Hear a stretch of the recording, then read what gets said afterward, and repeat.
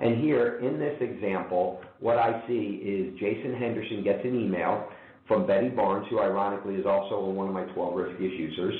And inside of that email, she's basically telling him, hey, I hear we missed our numbers. There's going to potentially be layoffs. They're happening next week. And in response, Jason Henderson has a real hot-headed, a real volatile response. Well, now I have a completely different context here, right? But again, all he's done is gone out and started looking at job sites. He hasn't necessarily done anything yet, but again, I'm starting to see a potential for maybe a riskier behavior based on what is going on here. And so I think that's a really interesting use case, Bob. And this is the funny thing about technology, and that is there's intent and there's intent, and there's the reality of him intending to go look at job websites. Like, why he went there is really the relevant question. It's not the fact that he went there. It's not a big deal.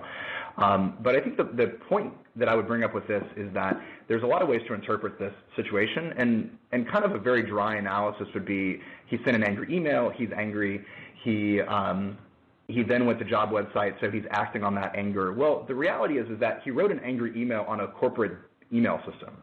And so I don't want to forget the meta concept here, which is, as sort of a former sort of analyst and doing the work, is that you got to look at the negative space. You got to look at the sort of, this can't be what it looks like kind of null hypothesis with respect to sort of intelligence analysis, which is he did this on a system that he probably understands is archived. He may imagine somebody's looking at it. So that means the idea of consequences kind of left him.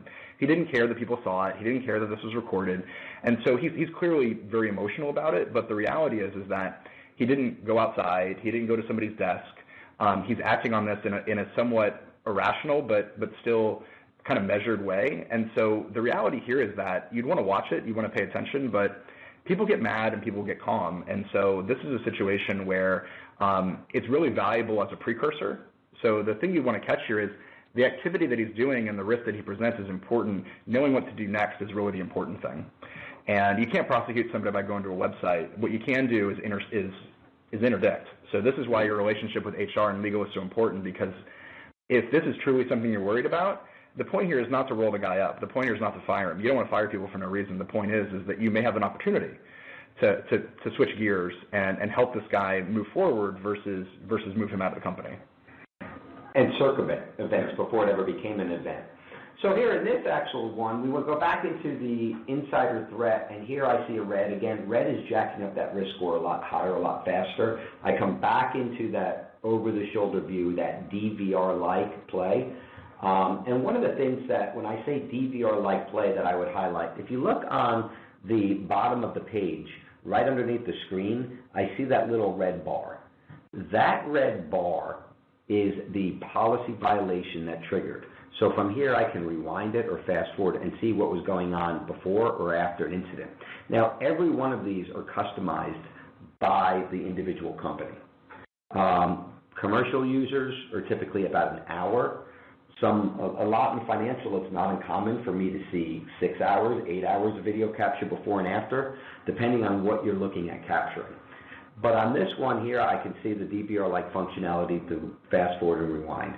Here, what I see is, by going in, for those who don't know, that red alert when I came back into the incident, into that over-the-shoulder view, I see that Jason Henderson was loading Software Informer. For those who do not know, Software Informer is actually a backdoor program. So now I have an employee who gets an email about potential layoffs, has a real hot-headed, real volatile response, then goes out, starts looking at job sites.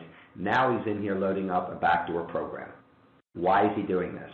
Well, now I'm starting to put a little bit of context around what his act is. Now, any of you out here ever actually manage people, as a people manager? What do we think that Jason Henderson is going to say in this event? Jason Henderson, it was an accident, right? Oh, gee, I didn't realize I was doing that at all. I can't believe that happened. That's crazy. Yeah, I accidentally clicked on the button. Really? Not once, not twice, not 3, 4, 5, actually 8 clicks before the employee actually got to the point where he clicked finish. Now, it's interesting about this because two things come to mind when I think about this problem. One is you've had the guy raises a risk.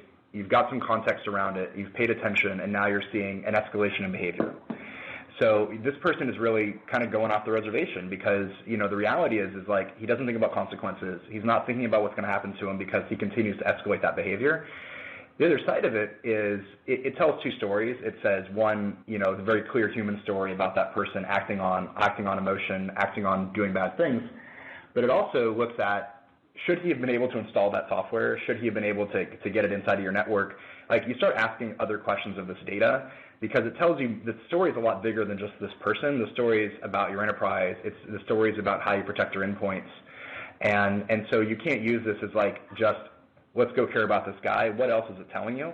And it's telling me he shouldn't have probably his local admin on his box. Like, it's probably a good thing to start with here.